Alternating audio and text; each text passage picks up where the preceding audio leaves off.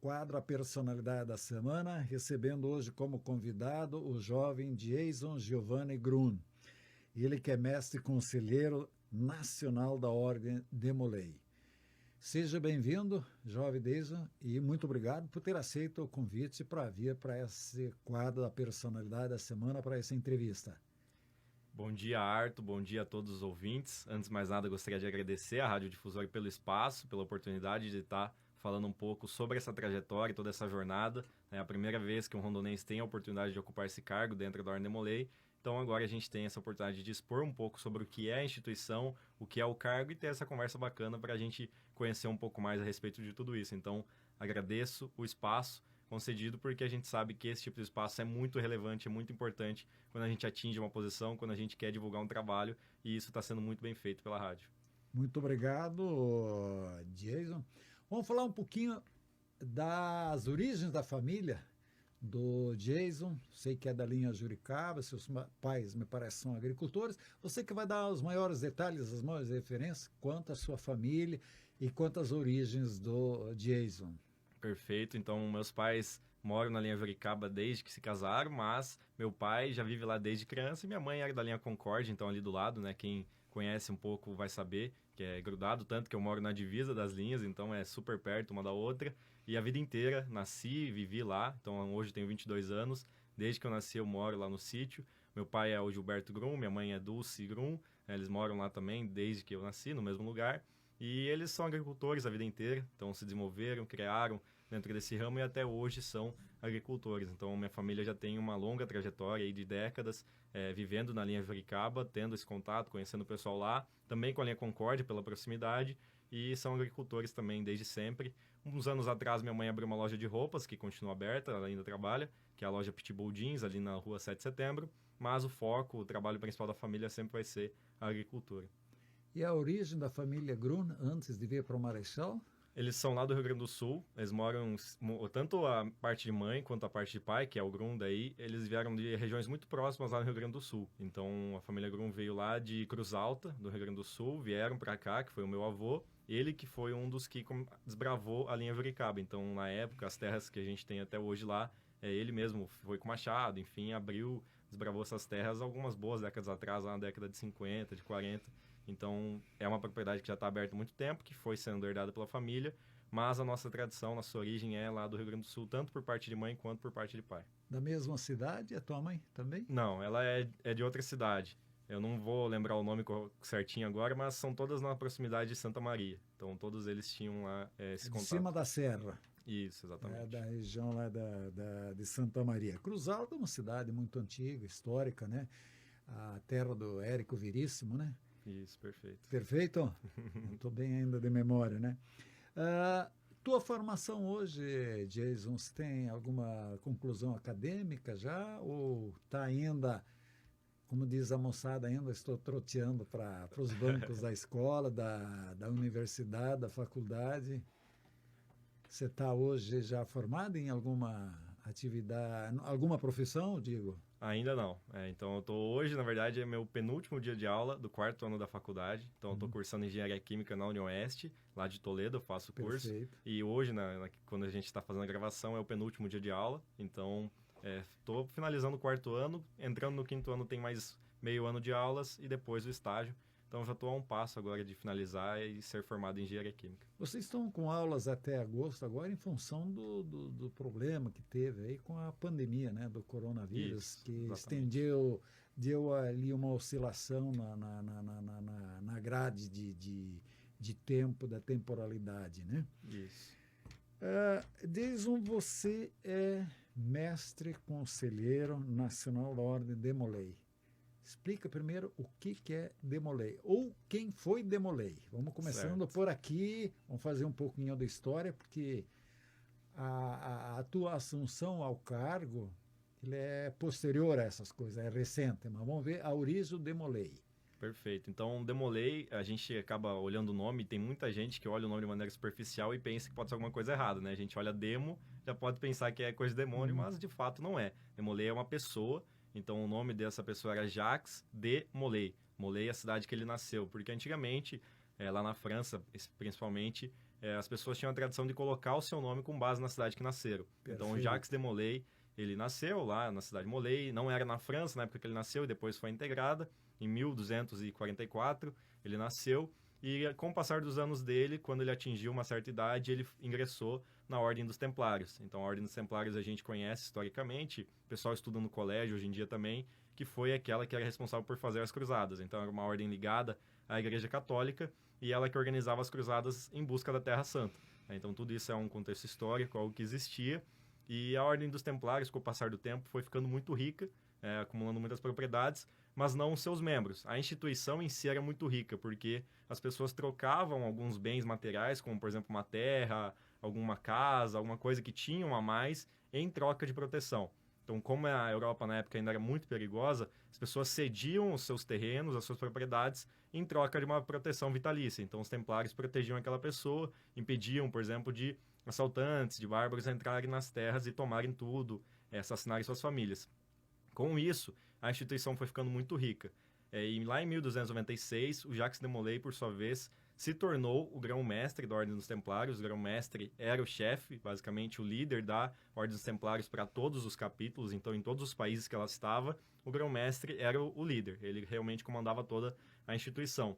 E já quando ele se tornou o grão-mestre, na época, existia um conluio que o rei da França, na época o Felipe IV, junto com o Papa Clemente V da época, isso tudo é documentado, então não é nenhum tipo de achismo, existem os documentos históricos que foram revelados até pelo Vaticano, não muitos anos atrás, que mostram essa história como aconteceu, e existia um conluio do rei com a Igreja Católica na época, com o Papa especificamente, não a Igreja instituição, para destituir a Ordem dos Templários, então destruir essa instituição, para que o rei pudesse tomar essas riquezas. Então, isso aconteceu porque a instituição foi se tornando muito rica com o passar dos anos, e aí o rei viu que ela estava até mais rica do que alguns países, inclusive a França, que passava por uma crise.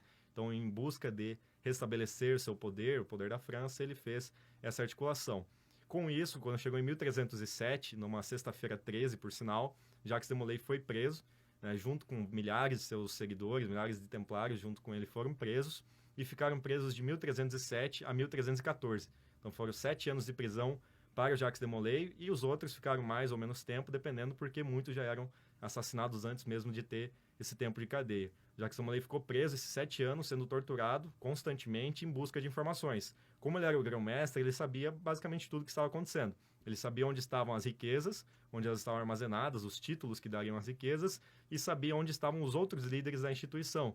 Mas mesmo durante esses 7 anos sendo torturados, até que chegou o momento em que, enfim, ele foi assassinado por ordem do rei, ele não revelou nada. Então, ele não revelou as riquezas, não revelou o paradeiro dos irmãos deles templários, os irmãos dele templários, que estavam fugitivos na época da coroa. Então, por conta desse martírio, por conta desse ato heróico dele de permanecer, mesmo sendo torturado, mesmo com toda essa situação adversa, vendo tudo aquilo que eles tinham, os templários tinham, sendo destruído, ele manteve a sua postura, manteve a sua lealdade à sua instituição e aos seus irmãos templários na época, essa fidelidade é incomparável, porque ele realmente aceitou a morte antes se salvar, poderia ter salvado com certeza, mas aceitou essa morte, aceitou esse destino trágico em troca por conta dos valores que ele carregava consigo, por conta daquilo que ele era. Então, por conta disso, essa história foi trazida e aí foi fundada a Ordem de Molay com base no nome Jacques de Molay.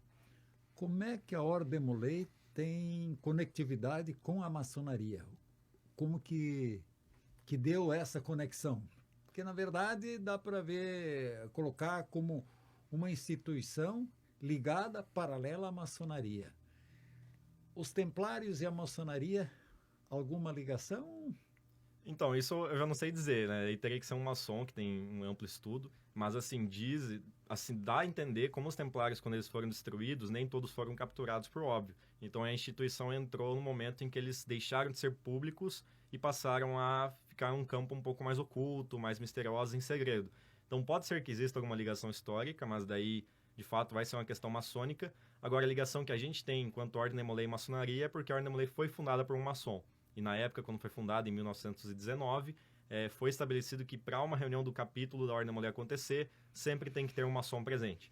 Então, esse é o nosso vínculo principal. A maçonaria, ela dá todo o suporte, todo o apoio que a gente precisa. Então, aqui em Marechal, a gente se reúne lá na loja maçônica, Quintino Bocaiúva. Eles dão o templo para nós, o espaço. Quando a gente precisa fazer um evento, a gente tem o salão de festas lá. A gente tem tudo que a gente precisa enquanto instituição para funcionar. A maçonaria nos concede, nos ajuda nesse ponto. Então, nós somos uma ordem que a gente fala que é patrocinada pela maçonaria, por conta desse contexto histórico, né? A maçonaria criou, fundou essa ordem, vestiu a camisa, fez com que ela crescesse, fundou lá nos Estados Unidos primeiro, depois ela veio para o Brasil, e aí, por conta disso, a gente tem essa ligação.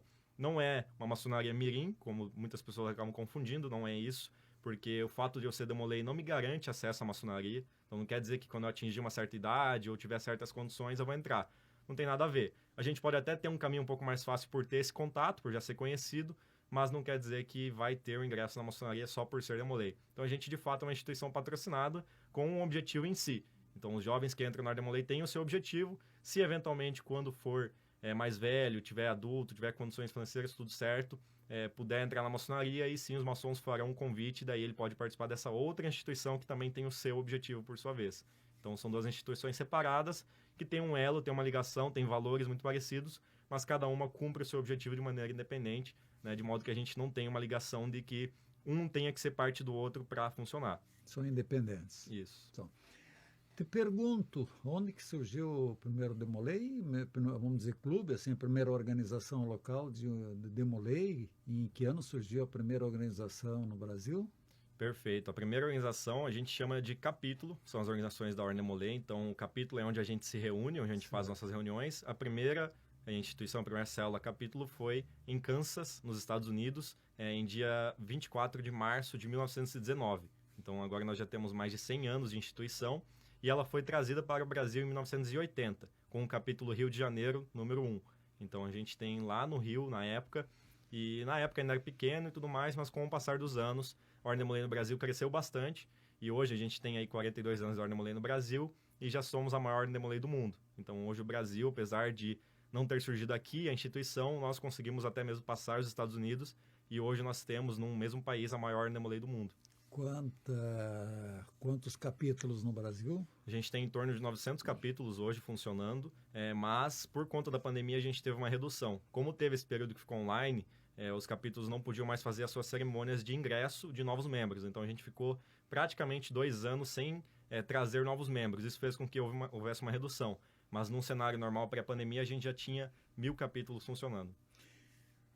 E o ingresso do Jason Giovanni Grun na Ordem Demolei, como se deu?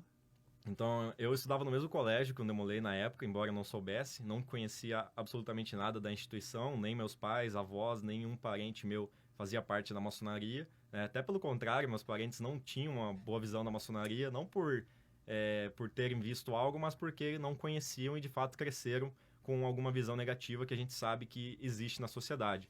E na época, eu estudava no mesmo colégio, o Demolei que me convidou é o Kepler, é Otto, né? Se você estiver ouvindo ele vai saber, e a gente fazia uma aula de astronomia junto na época, lá em 2015, e ele viu que eu tinha potencial, sabia que eu estudava bastante, né? Não querendo parecer nada, mas realmente era muito dedicado no colégio, e aí ele viu que existia esse potencial, que podia aperfeiçoar, por mais que tivesse algumas qualidades, tinha outras que não, né? Então tinha alguns defeitos, não conseguia muito bem expressar em público, não conseguia falar tão bem e tudo mais, então existia uma margem a ser ganhada quando entrasse na Ordem Demolei e viu que existia esse potencial e aí acabou fazendo o convite. Na época eu fiquei meio relutante de aceitar, justamente por esse contexto da família, né, de não conhecer a maçonaria, de ter até um pouco de viés negativo por não conhecer, por ter crescido num ambiente em que existia esse preconceito, mas a gente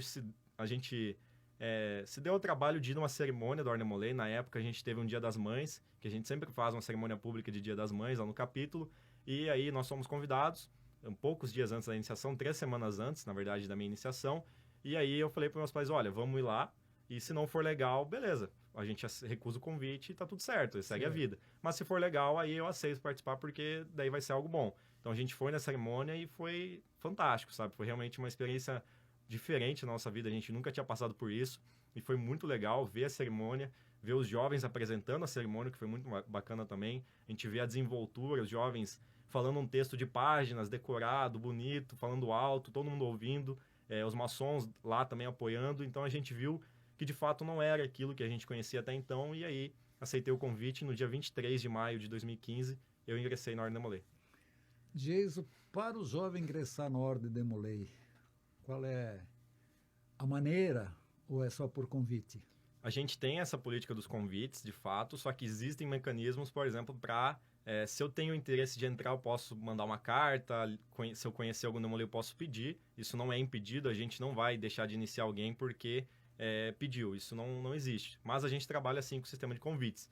Então, se eu conheço um demolei, sou um jovem entre 12 até 20 anos, que é a idade que pode iniciar, 12 a 20 anos, se eu conheço um demolei, não custa ir lá e conversar com esse demolei e falar, olha, como é que é essa instituição, o que vocês fazem, será que teria espaço? Isso é totalmente aceitável. E o que a gente vai fazer é o procedimento padrão. Então, a gente vai consultar um pouco da vida desse jovem e vai passar por um escrutínio, que a gente chama. Então, a gente vai fazer uma votação dentro do capítulo e essa votação tem que ser unânime.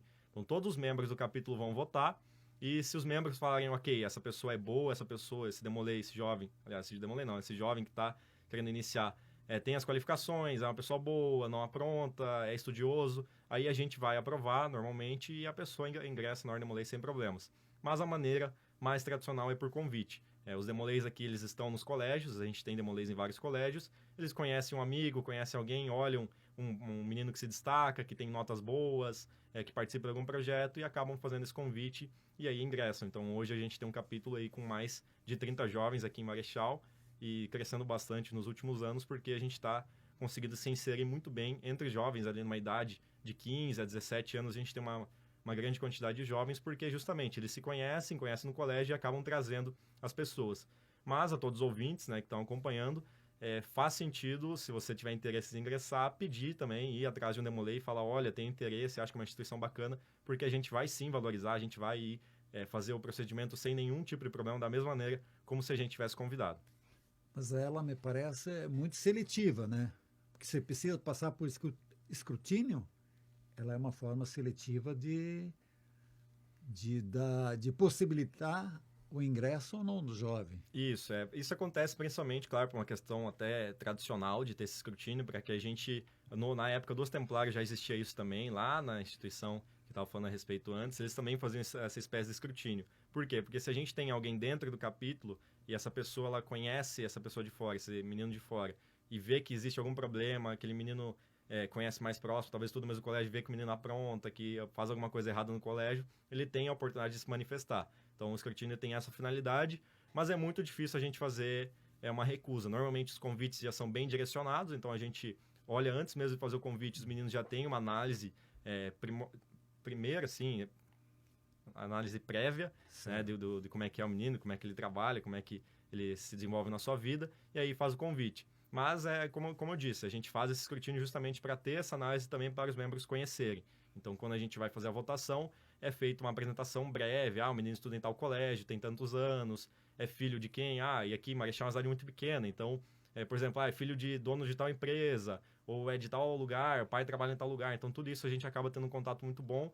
Por ser uma cidade pequena, facilita bastante, porque a gente se conhece, a gente sabe como é que é o pai, como é que é a mãe também, com muita facilidade. Então, ajuda bastante. E o escrutínio é justamente para já ter esse contato inicial. Mas é muito difícil ser recusado, assim. A gente tem uma política de buscar o máximo possível ser bem flexível, porque a gente entende que o jovem também, se a gente está chamando ele, é porque ele tem aperfeiçoamento a ser feito. A gente não pode querer que uma pessoa seja perfeita, né? Isso ninguém nem os membros que participam, nem os maçons, todo mundo tem seus defeitos, e a ideia é justamente que a gente possa ajudar a aprimorar, que a gente possa dar alguma contribuição para que esse jovem melhore os aspectos da sua vida. Então, se ele tem dificuldade de falar em público, ele entra na instituição, ele vai ter as oportunidades de desenvolver sua oratória. Se ele tem dificuldades no colégio, a gente vai ajudar na medida do possível para que ele crie uma rotina de estudos, para que ele melhore seus resultados também no colégio, fique um pouco mais disciplinado. Então, a gente não exige a perfeição, a gente só não exige, não vai aceitar realmente se tiver muito problema, se for alguém que a gente conhece que realmente não tem o perfil, que causa muito problema por onde passa. Você fez uma colocação muito boa aí, né?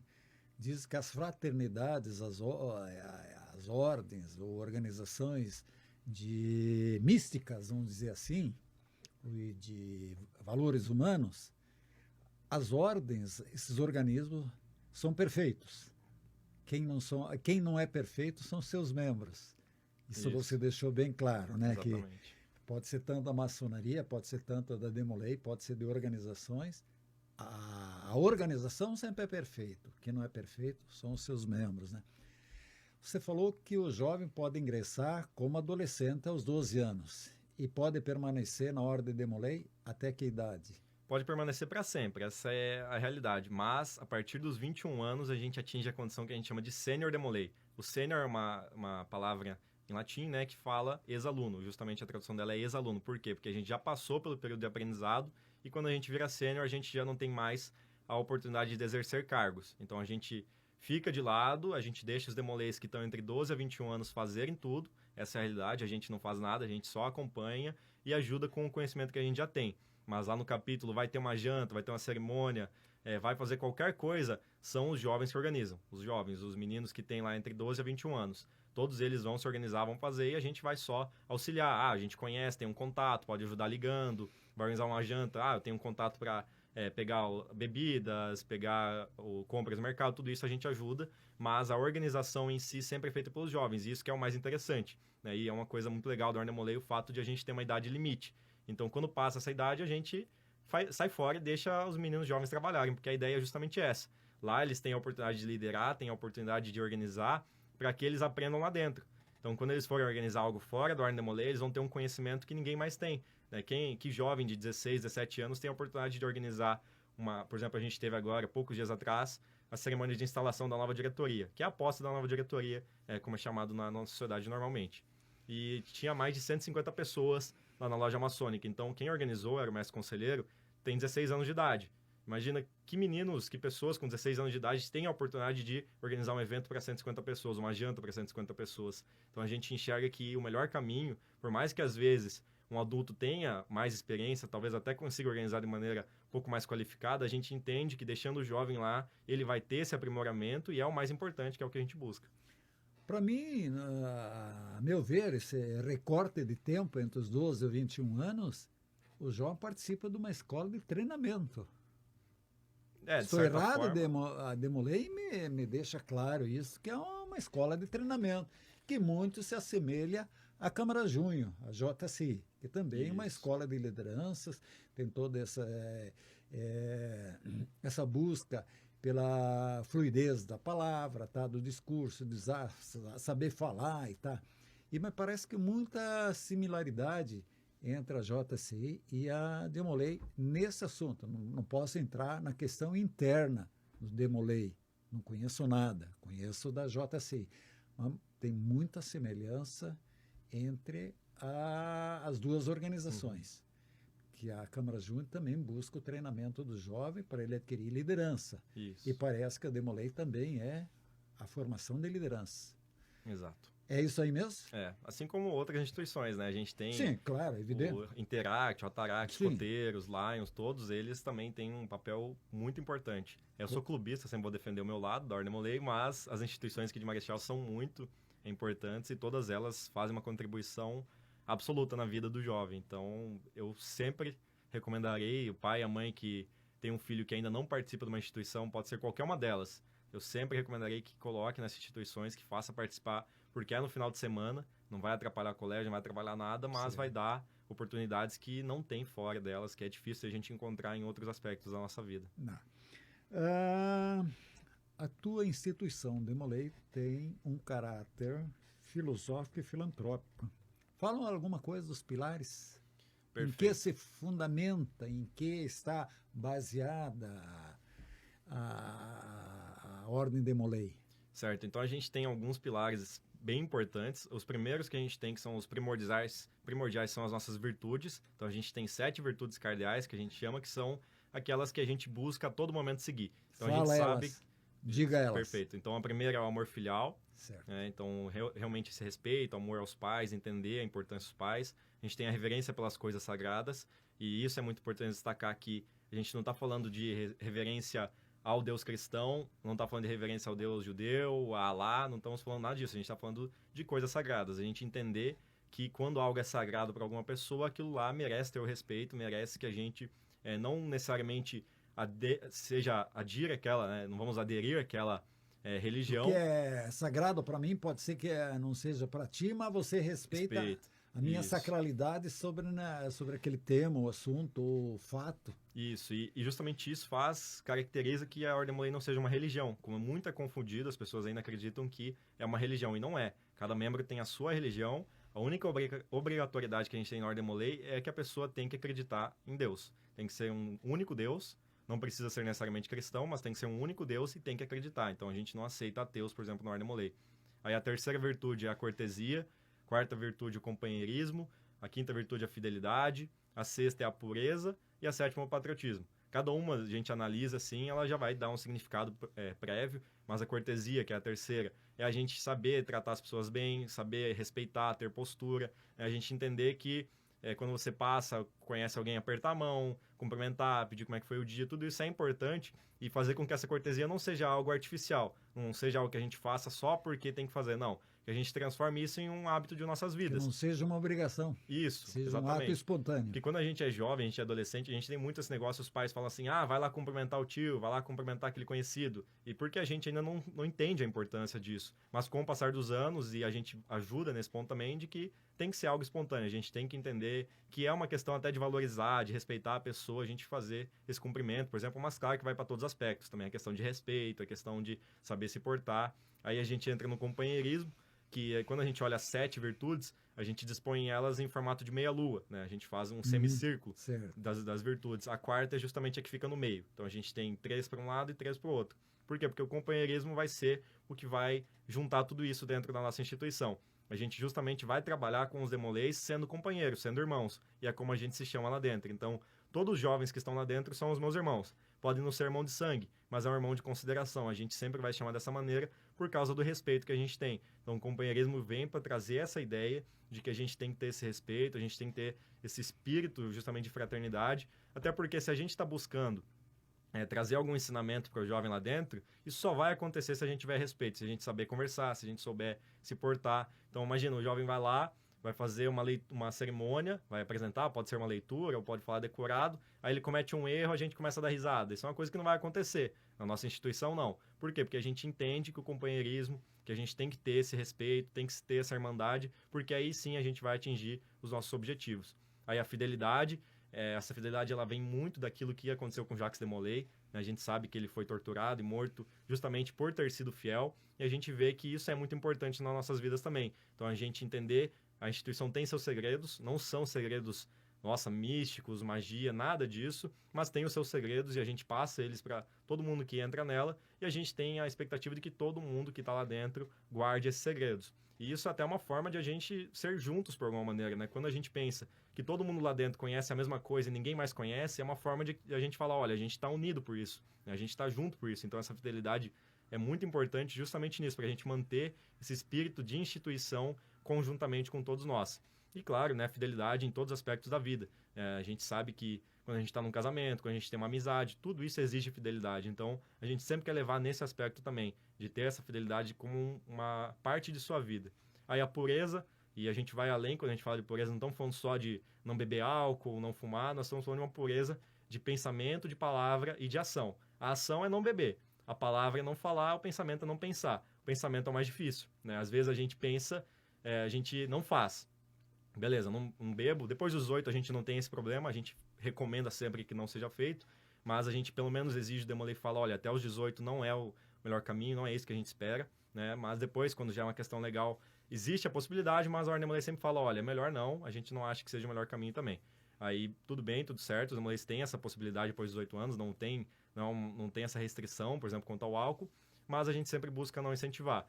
Aí tem as palavras, então aí já é um pouco mais difícil. Então o Demolay, acontece algo na vida dele, ele não xingar, não ficar estressado. Isso é muito difícil, a gente sabe que é complicado. Às vezes a gente desconta a raiva, a gente quer falar alguma coisa, a gente tá brigando com alguém, a gente vai lá e fala algo que não é certo. Então aí já é outro passo que a gente vai dando. E o passo final seria o pensamento. Então a gente não só não fazer, não só não falar, mas a gente também não pensar. Acontece algo, a gente não vai pensar mal de uma pessoa, não vai ficar pensando coisas erradas sobre ela, tudo isso. Então a gente de fato levar essa pureza como um espírito, como algo dentro de si. É muito difícil, né? E é por isso que a gente sempre fala que as virtudes, elas são modelos a serem seguidos. A gente sabe que nunca vai chegar um ponto em que a gente vai ser perfeito, que a gente vai ter todas elas. São sugestões. Isso. E aí a última virtude, o patriotismo, né? É algo que a gente incentiva muito. A gente sabe que até no Brasil, às vezes falta um pouco da gente ter esse espírito de nação, de Brasil, de a gente olhar para o nosso país e tem seus problemas, a gente sabe que tem, mas a gente entender que nós temos que ser um povo unido, nós temos que ser um país forte, né, consolidado entre si, para que a gente juntos, para que a gente juntos resolva os problemas do Brasil. Então a gente tem que entender que o problema não é Brasil, o país. Talvez seja a classe política, talvez seja outra classe, independente da visão que a pessoa tenha do mundo. Mas a gente tem que entender que enquanto população, enquanto cidadãos brasileiros, a gente tem que estar unido em torno daquilo que é a nação brasileira, daquilo que constitui nossa nação, para podermos caminhar para frente. Acho que você esqueceu de uma virtude, amor filial. Amor filial, falei lá no início, aí expliquei um pouco, mas... Rebusca novamente. O amor filial, então, é justamente a gente entender, e não é só a questão de pai e mãe, né, filial, mas a gente fala a questão até de toda a família, assim. Quando a gente está inserido num contexto, a gente entende que a família é muito importante para a formação do jovem. Então, por mais que a gente tenha escola, a gente tenha essas instituições, como falei, todas essas que a gente tem aqui em Marechal, a família sempre vai ser muito importante. Então, a gente enxerga que, tendo o pai e a mãe ajudando o filho, levando até na reunião que seja, mas tudo que os pais e mães fazem pelos filhos, ou avós, tios, quem quer que seja que está cuidando, a gente entende que isso é muito importante na vida de todos, não só do jovem, mas nesse caso, falando do jovem. A gente entende que isso é muito interessante, muito importante na vida dele e é digno de respeito. A gente tem que reconhecer o esforço que nossos pais fazem, a gente tem que reconhecer aquilo que eles fizeram por nós a vida inteira deles, porque ser pai e mãe é sacrifício, é deixar de fazer por si para fazer para outra pessoa, que é o filho, e os pais fazem isso com um sorriso no rosto, essa é a verdade.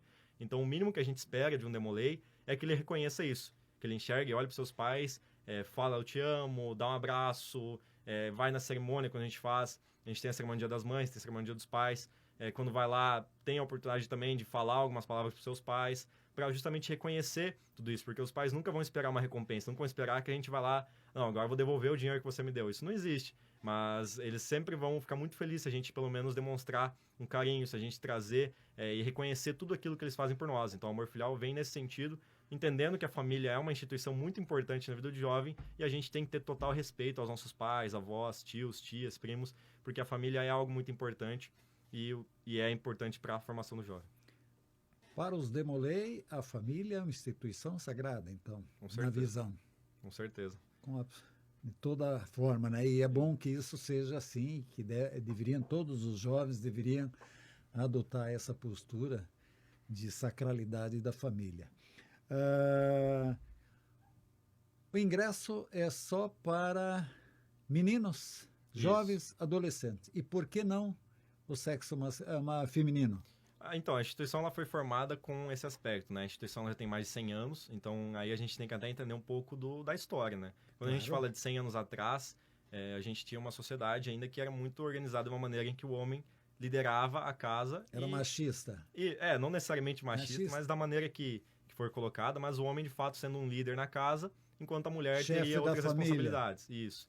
E na época, a instituição surgiu justamente porque muitos meninos, um dos motivos, não só, mas os meninos perdiam muitos pais na guerra. 1919 foi o ano que acabou a Primeira Guerra Mundial. Certo. Então, muitos meninos nos Estados Unidos não tinham mais os pais, porque tinham morrido na Primeira Guerra. E o jovem, o primeiro que conversou com o maçom que foi fundador, o primeiro jovem foi o Louis Gordon Lower, e o primeiro maçom foi o Frank Sherman Land. Esses dois foram quem conversaram entre si para fundar a instituição. O Louis Gordon conheceu o Frank Sherman Land justamente porque ele tinha perdido o pai e ele estava indo atrás de um emprego. Então, ele começou a trabalhar junto com o Frank Sherman Land. E quando eles trabalharam junto, o Frank Sherman Land percebeu que esse jovem ele era diferente, que ele tinha uma visão de mundo e tinha um respeito também com o Frank muito forte, sabe? Uma relação realmente de pai e filho, embora não fosse. E aí o Frank teve a ideia justamente de olhar para isso e falar, poxa, por que a gente não faz então uma instituição que traz essa figura paterna para os jovens? Que traz essa formação enquanto cidadão? Porque na época formar um homem era formar o líder da casa, formar aquele que iria prover e tudo mais. A gente sabe que com o passar dos anos a gente já tem uma mudança na sociedade, em que hoje o papel masculino e feminino já é mais igualitário, a gente vê que as mulheres também sustentam uma casa, mas a instituição permaneceu com as suas origens. Nós temos uma outra instituição, e aí sim que foi fundada também pela maçonaria, que é, por exemplo, a Ordem Internacional do Arco-Íris, que tem aqui em Marechal Cândido Rondon, as meninas daí participam, de 11 a 20 anos, salvo engano, então é um pouquinho diferente a idade, mas aí é voltada exclusivamente para as meninas. Então aí a gente tem essa divisão. Então, de certa forma, a maçonaria está fazendo o seu papel tanto para os jovens rapazes quanto para as meninas também. Só são instituições separadas, mas que têm princípios muito próximos entre si também. Jason, você foi mestre, vamos dizer, na Ordem de Molay em Marechal Rondon, né? Isso. Você depois passou para mestre conselheiro regional ou estadual. Como é que você deu essa passagem? Como é que você chegou lá, vamos dizer, num linguajar bem simples, que depois eu vou avançar como você chegou a ser conselheiro nacional? Perfeito. Então, quando a gente entra no capítulo, a gente vai ingressando, subindo, enfim, participando, chega um ponto que a gente tem a oportunidade de ser mestre conselheiro do capítulo. O presidente do capítulo a gente chama de mestre conselheiro. Então, essa é a denominação que a gente tem. E aí, quando a gente chega nesse cargo, por eleição, os membros do capítulo votam, aí abre as portas, basicamente, para a gente galgar outros cargos dentro da instituição. Então, quando a gente tem um capítulo, a gente tem um mestre conselheiro. Quando a gente tem uma região geográfica, então, por exemplo, aqui a região oeste do Paraná, é a 9ª região do estado do Paraná, em termos de organização da Ordem de Molay. Aqui a gente tem 7 capítulos, Foz do Iguaçu, Medianeira, Cascavel tem 3, Toledo e Marechal. Então, nós temos esses 7 capítulos aqui na região. Aí, existe para esses 7 capítulos um líder, que é o mestre conselheiro regional. Eu exerci esse cargo lá em 2019. Então, fui mestre conselheiro do capítulo em 2018 e depois, no início de 2019, me candidatei, na época por eleição, e fui eleito pelos mestres conselheiros da região como mestre conselheiro regional. Então, daí ele vai ter a atribuição de olhar pelos capítulos aqui da região, de manter um contato, de ajudar na participação de projetos, ajudar na parte administrativa, qualquer problema que esteja acontecendo, ajudar a resolver. Então, tudo isso é atribuição, assim como visitar os capítulos com frequência. Então, ele vai lá, vai ter uma cerimônia, por exemplo, de iniciação, que é quando os membros entram na Ordem de Molay, lá em Foz do Iguaçu. O mestre conselheiro regional vai lá até Foz do Iguaçu, se desloca e aí participa da cerimônia. Então, quando eu fui exercer esse cargo, fiz várias viagens aqui dentro da região, pegava ônibus para Medianeira, 3 horas e meia de ônibus na ida e 3 horas e meia na volta, para assistir uma cerimônia de 1 hora e meia. Assiste ou dirige a cerimônia? Assiste. Assiste. A gente tem até, por questão legal, a gente poderia dirigir a cerimônia, todas as que a gente participa. Por causa da hierarquia, exato. Penso. Exatamente, a hierarquia, a gente tem o papel até de conduzir, mas por uma questão até de respeito com a instituição local, a gente prefere que o líder de lá, o mestre conselheiro daquele capítulo, conduza para a gente justamente ver se ele está fazendo um bom trabalho ou não está. Mestre conselheiro regional delega. Isso. A gente tem a oportunidade de conduzir, mas se eu falar assim, olha, não quero conduzir, pode ser, ele vai fazer a condução dele. Sim. E é até melhor, porque daí a gente consegue avaliar melhor. Porque se eu vou lá e eu conduzo, eu só vou estar avaliando os outros membros, mas o mestre conselheiro não vai estar botando a cara a tapa, então até perde um pouco no sentido de poder entender como está a realidade daquele capítulo. E aí os cargos são em sequência, então continua. Aí tem mestre conselheiro estadual e nacional depois. Você chegou a ser mestre conselheiro estadual? Sim, mestre conselheiro estadual é um pré-requisito para ser mestre conselheiro nacional. Tá, então fala um pouquinho aí da tua presença, a tua performance como mestre conselheiro estadual, tudo que girou em torno de você. Então, quando eu estava de mestre conselheiro regional, na época, já apareceu a oportunidade de se candidatar a mestre conselheiro estadual. Então, é também por eleição. Cada capítulo tem direito a 2 votos, que um é do mestre conselheiro e outro é do presidente do conselho consultivo. Quem é esse presidente do conselho consultivo? É um maçom, que é da loja patrocinadora, loja maçônica patrocinadora, que é responsável pelo capítulo na parte adulta. Então, para manter o vínculo com a loja maçônica, para fazer esse contato, o presidente do conselho vai participar da reunião. Quando chegar no dia da reunião da loja maçônica, ele vai fazer quase como se fosse um relatório. Os meninos estão fazendo isso, aquilo e tal, para ver se está justamente funcionando. Então, cada um vai ter um voto. O mestre conselheiro, o presidente do conselho consultivo, e cada capítulo vai ter 2 votos no total, então. Então, a gente tinha, quando eu fui candidato, nós tínhamos 43 capítulos aqui no estado do Paraná, em várias cidades. Hoje já tem mais, tem 51 capítulos hoje, mas é uma questão na época ainda era um pouquinho menor.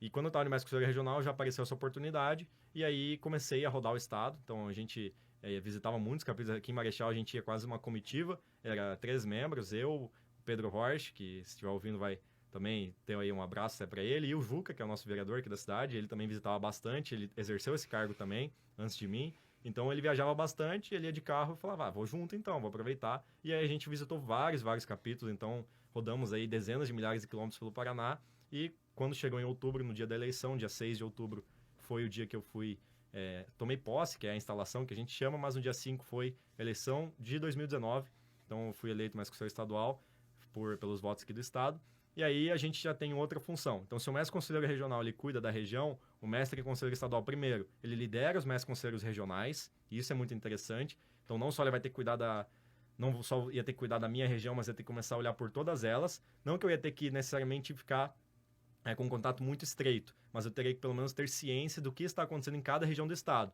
E quando a gente fala de 40 capítulos, é de fato uma atribuição bastante trabalhosa.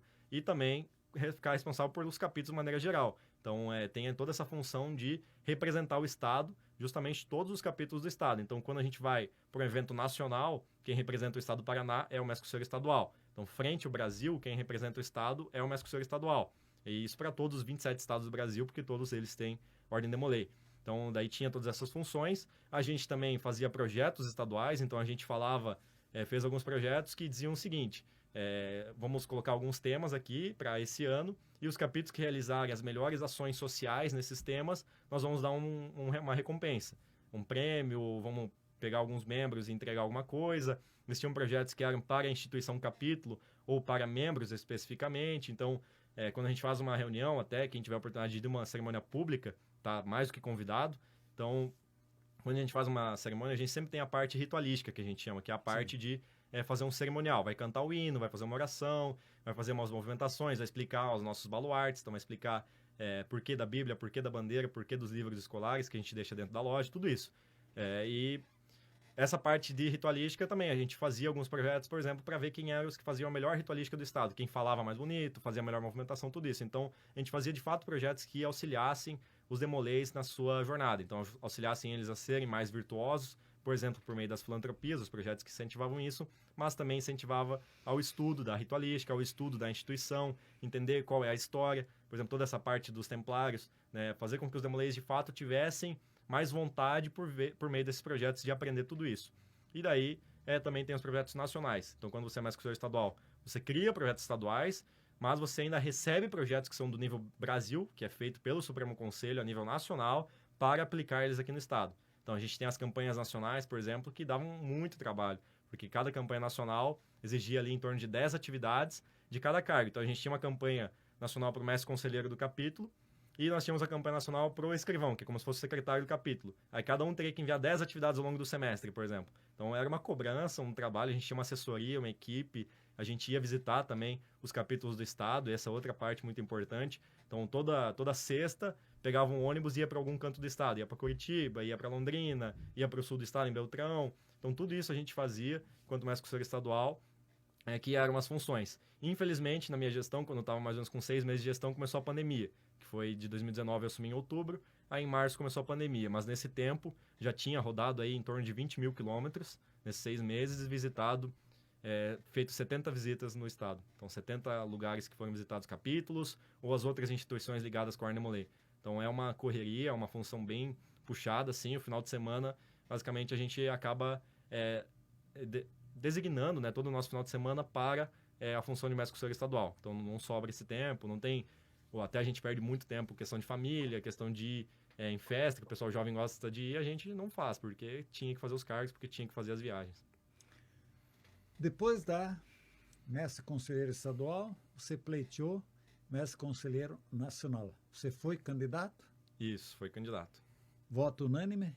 Foi, a gente foi chapa única, né? Tivemos a felicidade. Chapa única. A gente tinha uma chapa concorrente, mas conseguimos conversar para desfazer outra chapa, então aí sobrou a nossa chapa como única candidata, eu como mestre conselheiro nacional e o menino lá de Minas Gerais, o Victor Rian, lá de Pirapora, em Minas Gerais, foi o mestre conselheiro nacional adjunto, que é como se fosse, de uma certa forma, se a gente olhasse a sociedade civil, como se fosse o vice do cargo. Então, a gente pleiteou junto, tivemos a felicidade de ser eleitos, então eu saí de mestre conselheiro estadual no final de 2020, lá em novembro de 2020, fiquei um tempo de campanha. A campanha começa em dezembro, oficialmente, que é quando a gente faz a apresentação da chapa. E aí, em julho, dia 3 de julho de 2021, foi o dia que eu assumi aí mestre conselheiro nacional. A gente foi eleito com mais de 1.300 votos no Brasil. Então, foi uma eleição bem tranquila até de nossa parte, mas a gente fez uma campanha muito bacana. A gente conseguiu integrar o Brasil inteiro. Então, a gente tinha pessoas de todos os estados do Brasil dentro da nossa composição da assessoria do Gabinete Nacional, justamente para a gente conseguir ter uma representatividade a nível nacional. Então, todos os estados tinham uma representatividade, tinham voz dentro do Gabinete Nacional, que é a instituição comandada pelo mestre conselheiro nacional, de modo que a gente conseguia, de fato, levar, né, a Ordem de Molay para todos os cantos do Brasil. Aonde fica a sede nacional na Ordem Demolei? Fica lá em Brasília, lá na sede da grande loja maçônica, né? Então a gente tem uma sala lá que é alugada, é uma sede bem grande até, que o Supremo Conselho daí, que a gente chama, que é a instituição que representa a Ordem Demolei no Brasil, o Supremo Conselho Demolei Brasil, lá tem uma sede. A gente não tem a obrigação de ficar na sede, até porque prejudicaria muito a vida pessoal, mas a gente, todos os documentos que são emitidos pelo Supremo Conselho passam por Brasília, e aí esses são despachados. E também a gente, quando vai fazer alguma coisa, também tem nossos documentos, passam por lá. Então, quando fui tirar o visto americano para poder participar do evento nacional, passou por lá. A gente teve assessoria, tem nosso gerente lá, que ajuda a fazer toda essa questão administrativa. O Jason Giovanni Grun é hoje a autoridade máxima do Demolei no Brasil? Isso, a gente teve a função administrativa, a gente já passou, né, porque o mandato é de 1 ano, mas a gente vai fazer a posse, né, como se fosse a instalação do próximo Mestre Conselheiro Nacional, dia 26 agora de agosto, lá em Curitiba, no Congresso Nacional da Ordem Demolei. Aí lá vai de fato encerrar totalmente a gestão, aí a gente passa, pendura a chuteira, né, e deixa o próximo seguir em frente. Voltando um pouquinho à Ordem Demolei, Marechal Rondon. Quem foi o fundador, quem foi o iniciador, quem foi o protagonista, quem que deu a ideia de trazer o Demolei para Marechal Rondon? Então faz bastante tempo já que a gente tem a Ordem Demolei aqui em Marechal, certo. Foi trazido o capítulo em 2001, então agora já vai fazer 21 anos, fez 21 anos na verdade. Dia 3 de julho, por curiosidade, até o dia que eu fui instalado no Mestre Conselheiro Nacional, é o dia do aniversário do capítulo aqui, então agora nós já temos 21 anos de idade, e foi trazido pela loja maçônica na época, então os maçons se organizaram. Mas alguém deve ter encabeçado essa ideia. O tio Ademir Dreyer, sei que já estava muito participativo na época, eu sei que ele foi um dos que ajudou bastante, mas eu não sei quais foram especificamente os maçons que ajudaram, que fizeram todo esse trâmite, mas eu sei que esse tio especificamente ajudou bastante na época, e os Demoleis que vieram ajudar também. Hoje nós temos o tio Michael, que é da loja maçônica Quintino Bocaiúva, ele também é um dos Demoleis fundadores do capítulo e participa até hoje lá com a gente, 21 anos já participando, e agora é maçom também da loja. O Jason, qual é o teu sonho daqui em diante dentro da Ordem Demolei? Agora já virei sênior, então agora não tenho mais tanta atribuição. Até existem os cargos adultos, né? Eles existem na questão administrativa. Então a parte papelada, a parte burocrática, porque o Supremo Conselho também movimenta dinheiro, tudo isso é feito por adultos. Então porque justamente o jovem ainda não tem a experiência, não tem a maturidade para fazer isso. Existem esses cargos, mas não sei dizer agora se essa é uma intenção, pelo menos no momento não.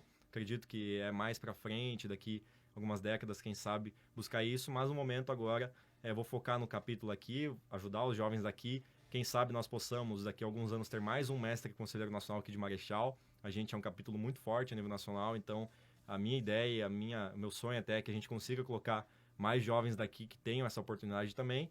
Mas por enquanto agora, acredito que o trabalho vai ser um pouco mais local, um pouco mais fechado. A gente vou participar dos eventos estaduais, mas ficar um pouco mais tranquilo. Porque a liderança adulta ela já é um outro aspecto da vida. Acredito que primeiro ter que consolidar na questão profissional, na questão familiar, para depois almejar esse tipo de cargo. Sonha um dia entrar para a política?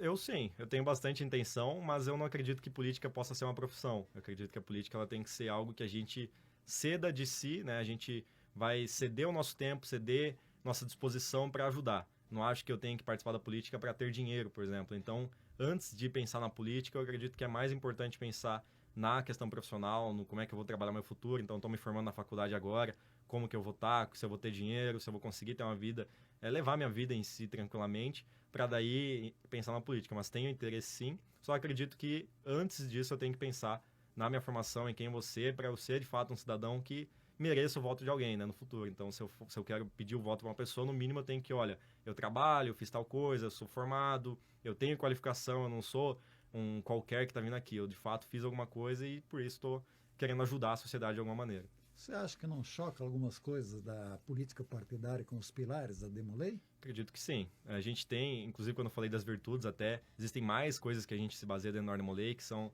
a liberdade civil, a liberdade religiosa e a liberdade intelectual. Então, esses 3 pilares são coisas que a gente leva para a vida. E na questão política, a gente sabe que é muito importante. São baluartes que, às vezes, a gente até deveria ter consolidado, mas, infelizmente, às vezes não é. Nessa questão de a gente ter a liberdade de poder se expressar, a liberdade de poder acreditar no Deus que quiser, a liberdade de não ser preso de maneira coercitiva, por exemplo, não ser preso de maneira autoritária, que é a liberdade civil, né? A gente poder se manifestar livremente sem sofrer ameaça, sem sofrer qualquer tipo de repressão.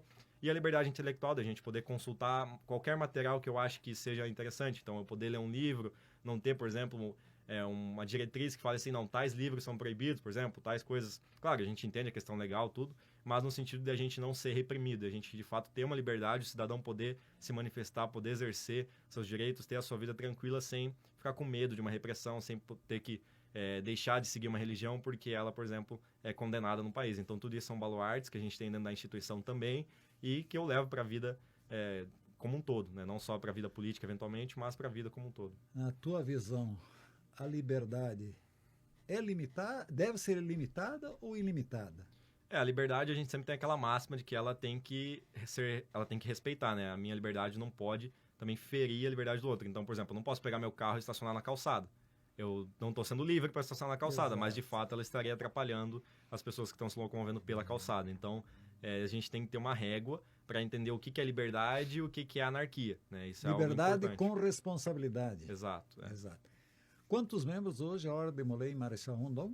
A gente tem em torno de 30 jovens participando hoje, de 12 a 21 anos, mas contando sêniores, que já tem mais de 21, e os maçons que participam, a gente chega com mais de 40 pessoas normalmente numa reunião, com uma reunião que viesse todo mundo, a gente sabe que às vezes não vem todo mundo, mas dá mais de 40 pessoas tranquilamente que estão ativas, que estão frequentando o capítulo. E numa cerimônia pública costuma ter mais tios da loja maçônica, a gente chega aí, quando soma todos os tios, há bastante gente, mais 50, 60 pessoas tranquilamente. Por que da designação de tios? Então, como a gente Isso é falei antes, importante frisar para muitas pessoas, não sabem por que o maçom é tio de um demolei. Exato, até esqueci de falar, eu já tenho essa naturalidade para falar porque é do contexto, mas Sim. Quando não tinha falado antes, até é interessante. A gente se chama entre si de irmãos, né? Os demolês se chamam entre si de irmãos. E uma questão, como os maçons, eles têm essa figura paterna, mas eles não estão para substituir os nossos pais. Eles são uma figura que traz essa ideia de ser um líder, de ser um homem de bem, de constituir família, de fato, ser um bom cidadão, mas sem substituir a figura paterna. Então, aqui no Brasil, nós trouxemos os maçons como sendo nossos tios, porque eles têm esse viés paterno, essa ideia de também contribuir na formação do jovem, mas os nossos pais também têm. A gente entende que é a importância da família. Então, eles são os nossos tios justamente porque é como se eles estivessem juntos da nossa família para nos auxiliar em tudo isso. Perfeito. Estão nos avisando que já passamos da hora. Foi tão rápido assim? Rápido. Correndo, o papo foi muito agradável. Quero te agradecer muito, Dias, por ter aceito o nosso convite. O quadro da personalidade da semana é uma parceria da Rádio Difusora junto com o projeto Memória Rondonense, porque as entrevistas vão ficar disponíveis dentro da mídia da Rádio Difusora e depois também vão estar disponíveis dentro do portal do projeto Memória Rondonense. Então, quero te agradecer por ter atendido o nosso convite, foi um papo muito legal, aprendi muito contigo, acho que os ouvintes também aprenderam muito, então, mais uma vez, muita gratidão por você ter vindo até os estúdios da Difusora para a gente fazer essa entrevista.